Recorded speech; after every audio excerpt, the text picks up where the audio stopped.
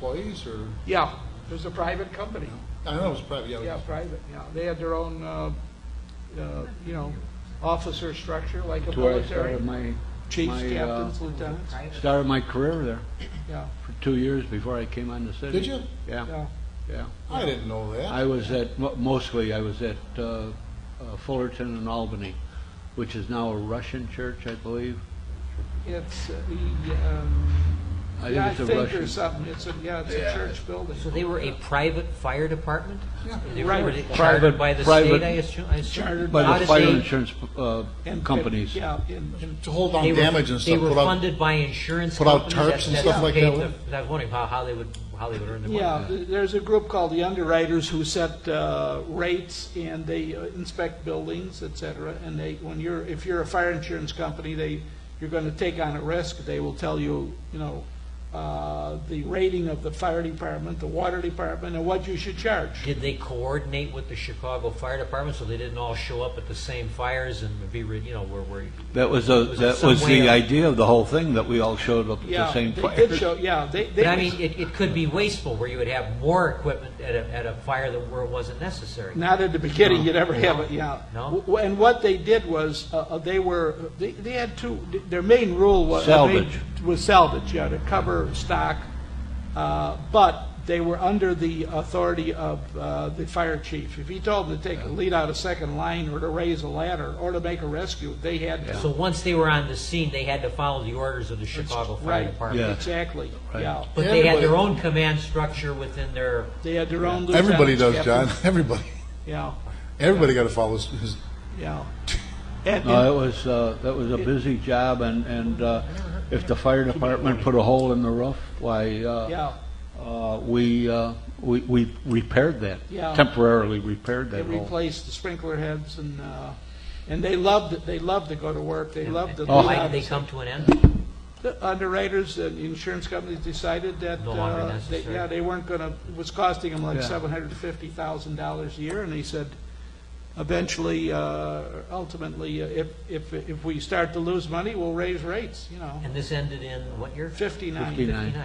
59. And also, the underwriters used to rate the fire departments, you know, they would give them a Did rating, they do class this in 1. other cities besides, so this was not just a Chicago? Oh, thing? no, this I is never all heard over of the this. country. Never heard of this. Almost all, in fact, New York City just got rid of theirs. They had 2 units just a couple of years ago. But most of them phased out during the 30s, and they forced the fire departments to do salvage work. And that's the reason why you have an inspection every so often when it's asked for, and you get a rating from them. We had a Class 1 rating. Now, if they cut down on manpower, if they cut I'm down familiar on with that, yeah, they do the on ratings of different fire things, the departments, rating, yeah. your fire That- insurance rates will go that I'm up, familiar with. especially Yeah. But I on never knew that they businesses operated. and in some of your hotels, and that rate will go skyward. Because we were involved with that in Cicero, when we were successful in getting our insurance rating raised. But I was never aware that they maintained their own firefighting units. I never heard. They of that. didn't fight. Well, they really weren't. They did in they was- Cicero. They didn't Chicago. fight the fire.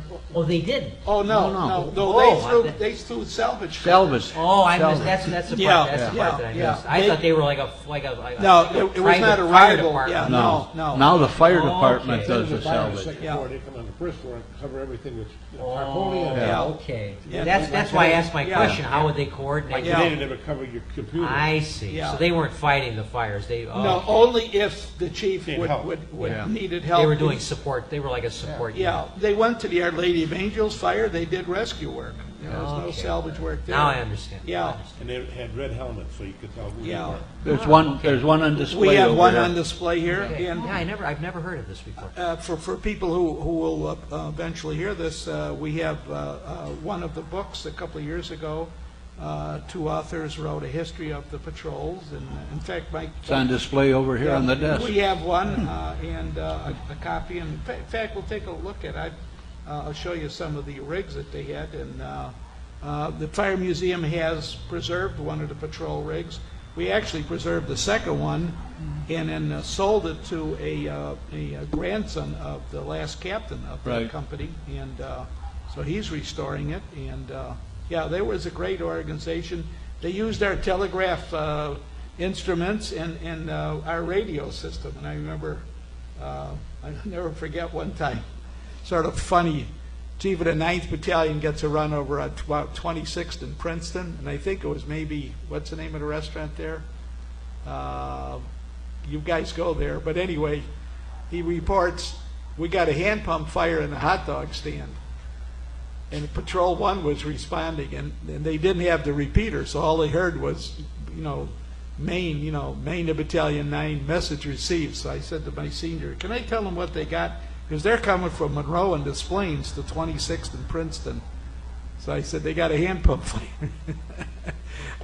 He said, Patrol 1 to Maine, we're returning to quarters. They're not going to. What's in it? You know the place sometimes. Starts with a P. But I think it was them anyway. So yeah, they loved the fire alarm office. Oh, yeah, We yeah. would tell them, and their office would call, would you send Patrol 1 to, on the radio? And the hours, the pay, the benefits were always a little behind the city, so that we kept up with it. And there was Yeah. a lot of us that came off of there and went on to I was city. going to say, it almost was, John, was a training grounds for the fire department, Yeah. because a lot of guys were waiting. You know what? waiting Boy, to oh get on boy, it. Like an not that I want to Yeah, and knock on wood, but I think there's only a few of us left. yeah, there's just a handful. Yeah. Yeah. Yeah.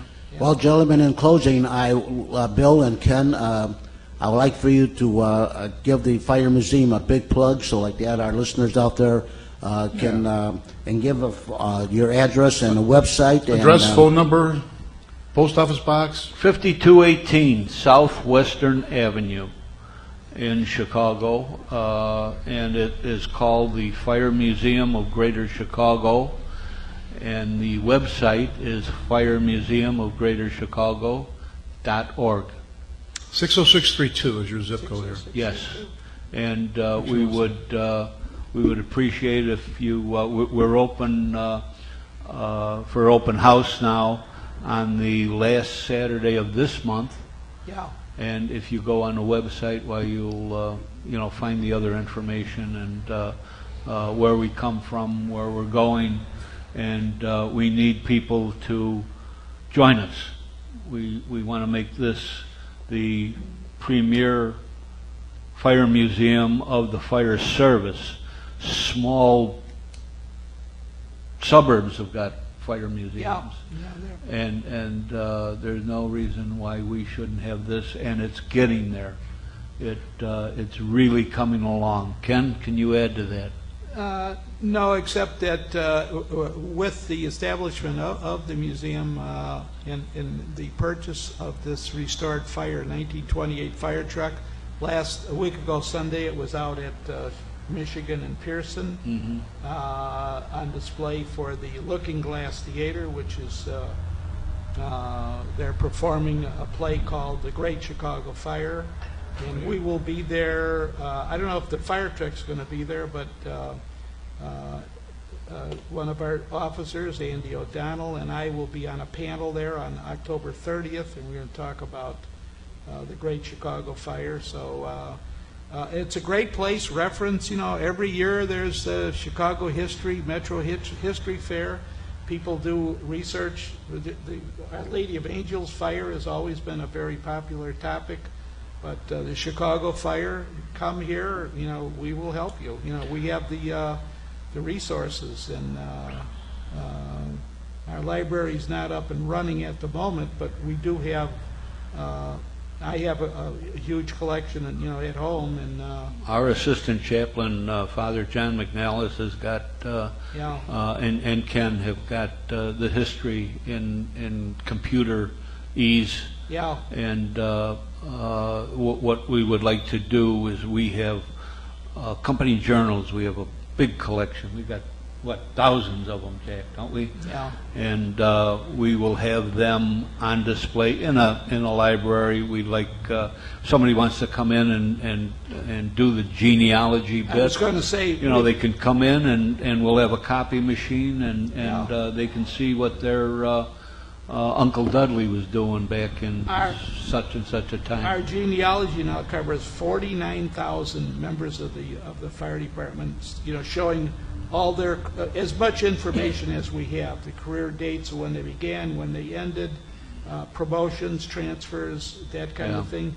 We have 4 volumes that Father and I co-authored. We have a picture of just about every firehouse ever used by the paid department, the majority of all its of apparatus. This engine 10, we have a picture of it when it was downtown, when it was just a few years old.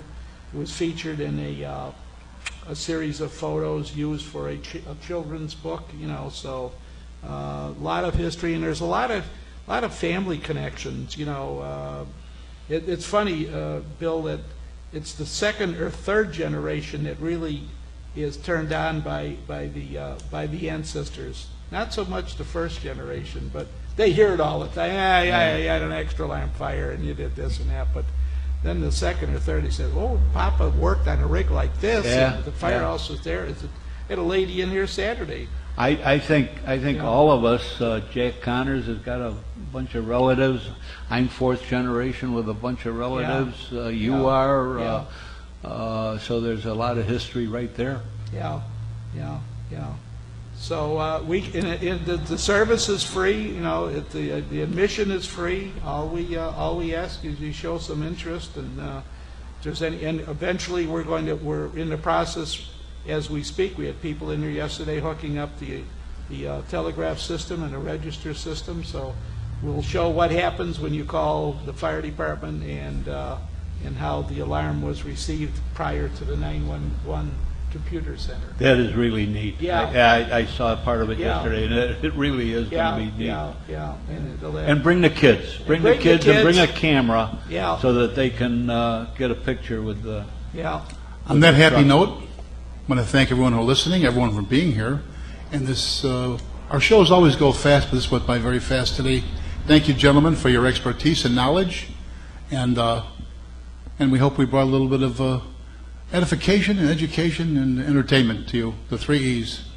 And don't forget Sorrento's Village Restaurant at 2318 North Manheim Road in Melrose Park for a real good meal.